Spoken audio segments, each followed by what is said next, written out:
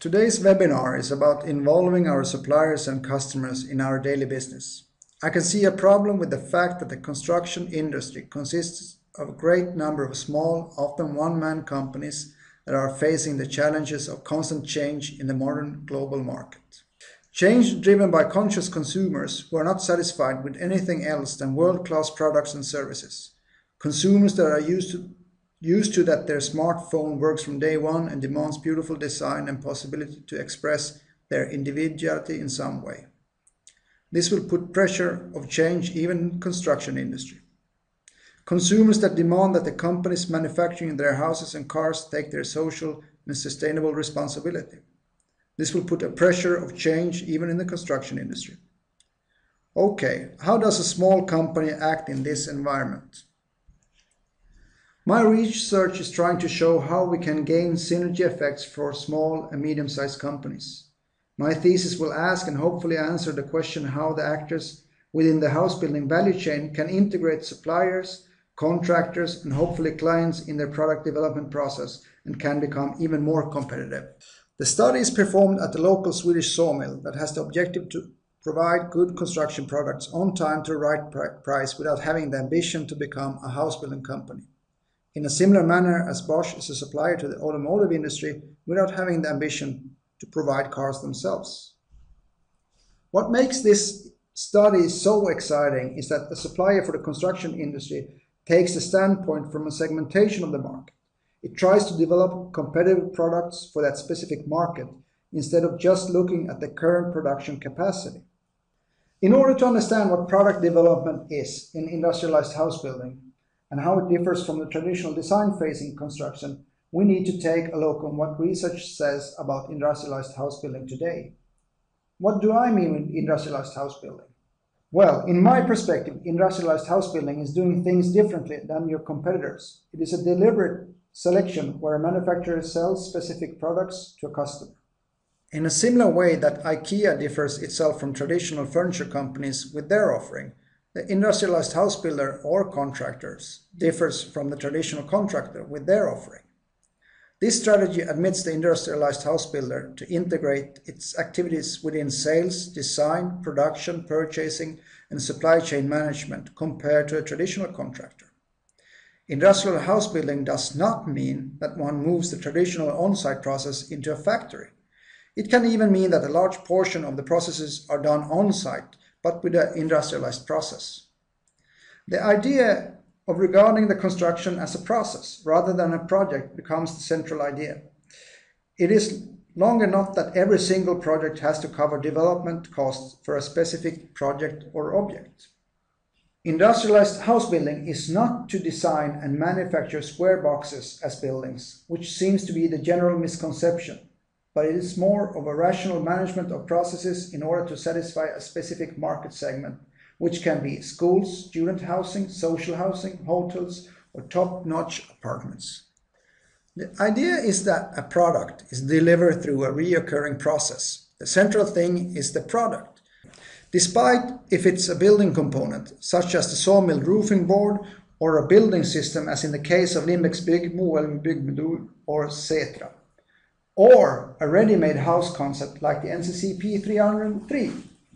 By focusing on the product and continuously improve the processes by reducing waste, the supplier or the contractor will have a continuously improved sales, design, production, purchasing, and supply chain management process.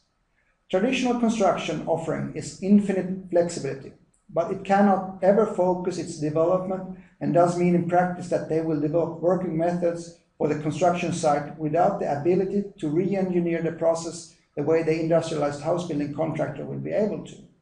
However, a product demands that one puts down time, resources, and money in describing, selling, manufacturing, and storing the product.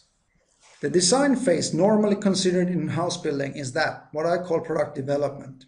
It is performed during each and every project where decisions of parameters and investigations are done during the design phase. From an industrialized house building, product development is done ahead of the actual project by defining critical parameters and thereby adding costs and risk before the company has any orders and defining what can be described as a component, building system, or a house model depending on the industrialized house building position in the value flow and their business model.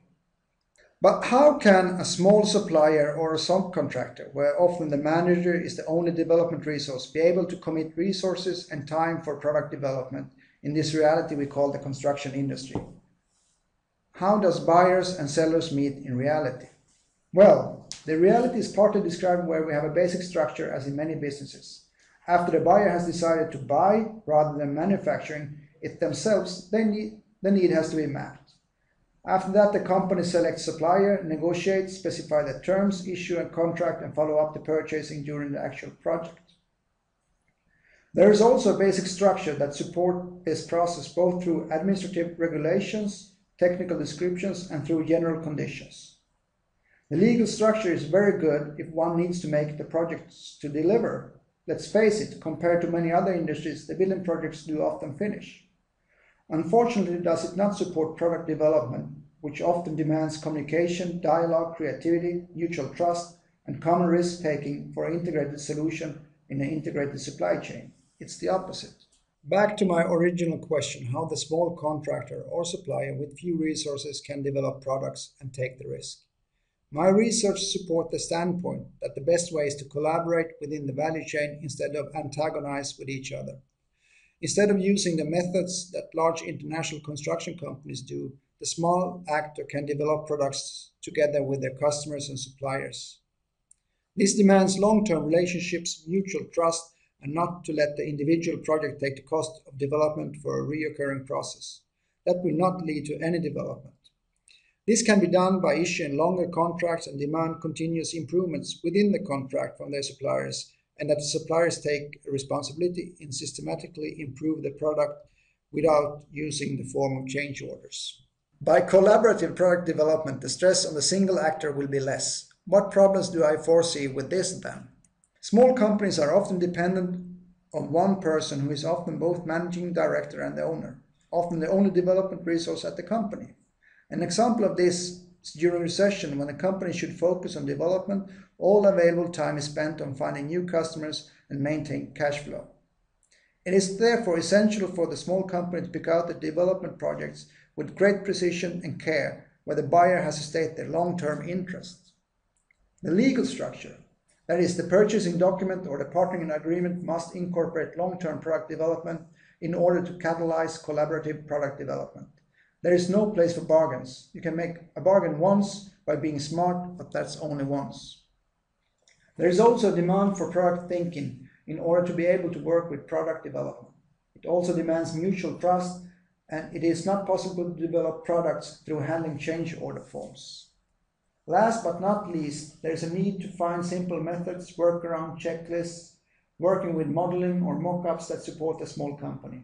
It cannot be a large set of regulations or extensive documentation, but it means that the actors do need to grasp the information revolution and the use of modern methods. I would like to finish by saying that I'm completely convinced that collaborative product development and supply chain integration will make the actors with this value chain more effective and efficient than their competing value chain. Thank you for listening. Thank you. Ska vi klippa in den här podden då?